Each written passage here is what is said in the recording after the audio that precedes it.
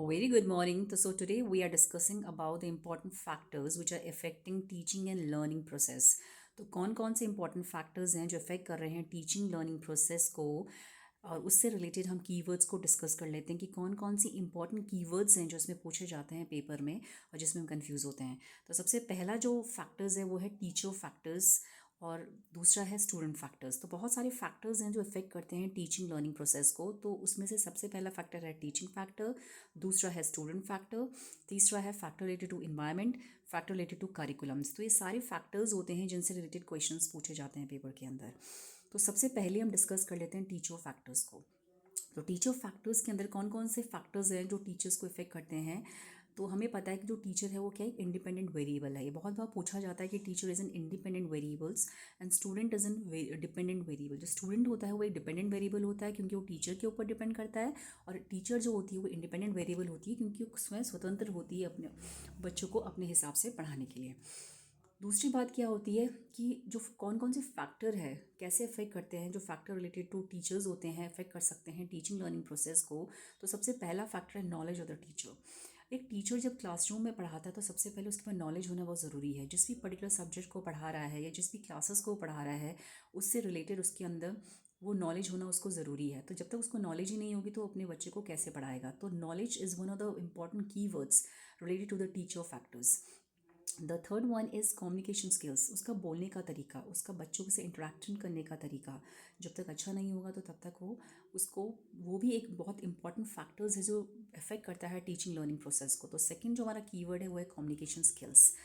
Third one है हमारा personality of the teacher. एक टीचर की पर्सनालिटी कैसी है, नॉट द पर्सनालिटी की वो बाहर से सुंदर दिख रहा है बट ऑल ओवर उसका वे ऑफ टॉकिंग, उसकी थिंकिंग, उसका communication skills, everything all round जो उसका पूरा means we can say that external internal जो उसकी क्वालिटीज़ होती हैं वो सब उसमें इंक्लूडेड होती हैं पर्सनालिटी ऑफ द टीचर्स में। The fifth one is his और हिज बिहेवियर।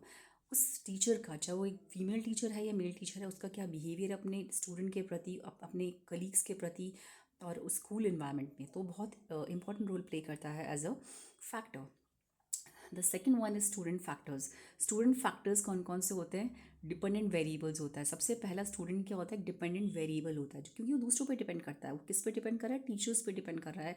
और वो डिपेंड कर रहा है किस में, टीचिंग लर्निंग जो मटेरियल है, जो एड्स हैं, उस पर डिपेंड कर रहा है सीखने के लिए। तो तभी उसके जो बिहेवियर में चेंज आएगा जब उसका लर्निंग होगी। तो लर्निंग के द्वारा ही उसकी बिहेवियर में परिवर्तन आएगा। तो स्टूडेंट क्या है, एक डिपेंडेंट वेरिएबल है।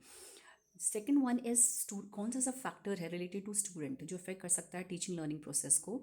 तो वो है हमारा physical and mental health of student. भाई नेचुरल सी बात है, जो बच्चा फिजिकली स्ट्रॉन्ग हेल्दी होगा या मेंटली हेल्दी होगा, उसकी एज के हिसाब से, उसके फिजिकली हेल्थ के हिसाब से ही वो अपना लर्निंग अच्छी कर पाएगा। जो अच्छी मतलब जो साउंड मेंटली हेल्दी होगा या फिजिकली अच्छा होगा वही अच्छी लर्निंग कर पाएगा। तो physical and mental health plays a very important role in teaching learning process. Third one is age and maturity of the student. Age, भाई नेचुरल सी बात है कि हर बच्चे को हम एज के हिसाब से ही सिखा सकते हैं। ऐसा नहीं कि हम फर्स्ट क्लास के बच्चे को फोर्थ क्लास का नहीं पढ़ा सकते और फोर्थ क्लास के बच्चे को एट्थ क्लास का नहीं पढ़ा सकते।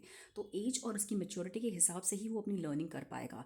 तो फर्स्ट क्लास का बच्चा ही काउंटिंग ही कर पाएगा, ABCD ही सीख पाएगा, या छोटी छोटी जो स्टोरीज़ हैं वही रीड कर पाएगा।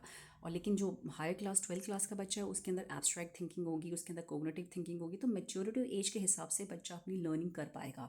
उसकी क्षमता के अकॉर्डिंग ही वो सीख सकता है। तो एज और मेच्योरिटी बहुत इंपॉर्टेंट रोल प्ले करती है टीचिंग लर्निंग प्रोसेस में।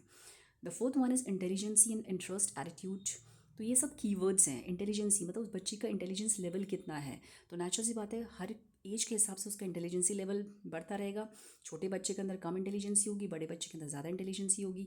उसका इंटरेस्ट कितना है, कोई बच्चे का अपने आप खुद का उसका कितना इंटरेस्ट है उस चीज़ को सीखने के लिए, वो भी बहुत इंपॉर्टेंट रोल प्ले करता है टीचिंग लर्निंग फैक्टर्स में।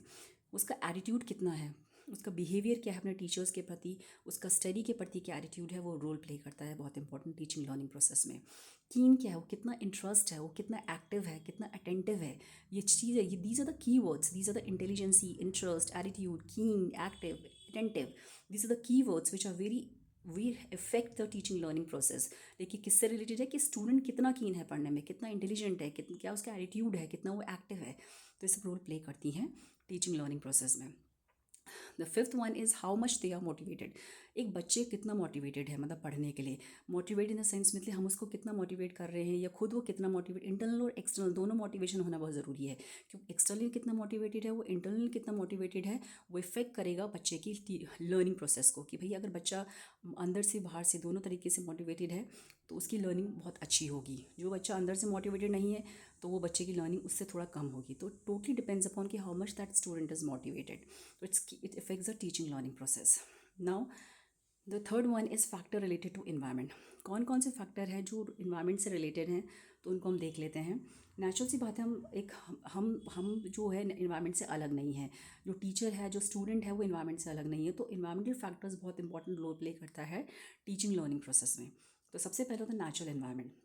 अगर नेचुरल इन्वायरमेंट अच्छा होगा या अच्छी मतलब वातावरण में रहेगा या अच्छे एटमॉस्फेयर होगा, अच्छी हवा होगी, अच्छा पानी होगा, तो वहाँ पे उसका डेवलपमेंट रेट अच्छा होगा, उसकी फिजिकल हेल्थ अच्छी होगी। जो फिजिकल हेल्थ अच्छी होगी तो उसकी लर्निंग भी बहुत अच्छी होगी। The next one is social environment. Social environment plays a very important role कि इसकी सोसाइटी में आप रह रहे हो, कैसे आपका नेबर कैसा है, आपके जो जिस क्लास में आप बैठ रहे हो वहाँ के बच्चे का कैसे हैं, उनके साथ आपका इंट्रैक्शन क्या है, टीचर का स्टूडेंट के साथ क्या इंट्रैक्शन है, तो वो बहुत इंपॉर्टेंट रोल प्ले करता है टीचिंग लर्निंग प्रोसेस में। The next one is duration and timing. Timing क्या है, आप किस टाइम पे पढ़ रहे हो, वो भी बहुत इंपॉर्टेंट रोल प्ले करता है लर्निंग के ऊपर। ये नहीं कि आप रात को 12 बजे किसी बच्चे को पढ़ा दो तो उसकी लर्निंग कैसी, उसकी लर्निंग अच्छी नहीं हो सकती है। तो लर्निंग जो होती है it keeps on changing with the durations and timing. अगर टाइमिंग अच्छी है, सुबह का टाइम है, उस टाइम पे आपकी लर्निंग एकदम उसके आपके उस टाइम पे आपके न्यूरॉन सबसे ज़्यादा एक्टिव होते हैं, तो उस टाइम पे आपकी लर्निंग सबसे ज़्यादा अच्छी होगी। और जिस टाइम अगर आप रात को किसी बच्चे को 12 बजे पढ़ा दो तो उस टाइम पे उसका दिमाग उतना एक्टिव नहीं होगा। तो totally depends upon the duration and timing of the learning. Psychological factors है, आप दिमागी रूप से कितने आप एक्टिव हो, आपका दिमागी संतुलन कैसा है, आप कैसे, आपका बिहेवियर कैसा है, तो वो भी बहुत इंपॉर्टेंट रोल प्ले करता है लर्निंग प्रोसेस में। तो these are the environmental factors, keywords related to the environmental factors: the natural environment, social environment, duration and timing, and psychological factors. Now the last one is factors related to curriculum. कौन कौन से factor है जो related to curriculum है। भाई curriculum से भी कुछ रिलेटेड फैक्टर्स होंगे जो अफेक्ट करेंगे टीचिंग लर्निंग प्रोसेस को। तो सबसे पहला है प्रोवाइड स्ट्रक्चर। भाई करिकुलम बहुत इंपॉर्टेंट रोल प्ले करता है क्योंकि वो एक स्ट्रक्चर प्रोवाइड कर रहा है, रोड मैप प्रोवाइड कर रहा है करिकुलम को। तो किस करिकुलम क्यों डिसाइड करते हैं, ताकि हमें ये पता चल सके कि हमें बच्चे को कितना पढ़ाना है, किस क्लास के बच्चे को कितना कितना हमें उसको स्टडी करना है, कितना टीचिंग लर्निंग प्रोसेस करना है, क्या टीचिंग एड्स का यूज़ करना है। तो एक करिकुलम डिसाइड होता है, वो एक स्ट्रक्चर्ड वे में होता है, according to class, according to age, according to the health उसकी। उसके बाद इंश्योर कंसिस्टेंसी। जो करिकुलम होता है वो कंसिस्टेंसी देता है कि भाई इतनी क्लास तक के बच्चे को इतना ही पढ़ाना है, इतनी क्लास तक के बच्चे को इतना पढ़ाना है, हमें ये इसमें एक्टिविटीज़ रखनी है या हमें इसमें ये चैप्टर्स को इंक्लूड करना है। तो ये कंसिस्टेंसी प्रोवाइड करता है करिकुलम, जो हमारी लर्निंग को बहुत अच्छी तरह इफेक्ट करता है। Third one is shape and learning experience. ये हमारी लर्निंग एक्सपीरियंस को शेप करता है। करिकुलम जितना ज़्यादा कंसिस्टेंस होगा, स्ट्रक्चर्ड होगा, उतनी हमारी लर्निंग इफेक्टिव होगी। हम एक कंसिस्टेंसी वे में लर्न करेंगे, हम कंसिस्टेंट वे में हमें एक्सपीरियंस मिलेगा लर्निंग का। Last one is help in student development. ये स्टूडेंट के डेवलपमेंट में बहुत इंपॉर्टेंट रोल प्ले करता है curriculum. Curriculum plays a very important role in development the student physically भी, मेंटली भी और हर तरीके से, और उसको एक शेप प्रोवाइड करता है, उसको स्ट्रक्चर्ड वे में उसको नरिश करता है। तो सो these are the important keywords related to the teaching learning process. Thank you.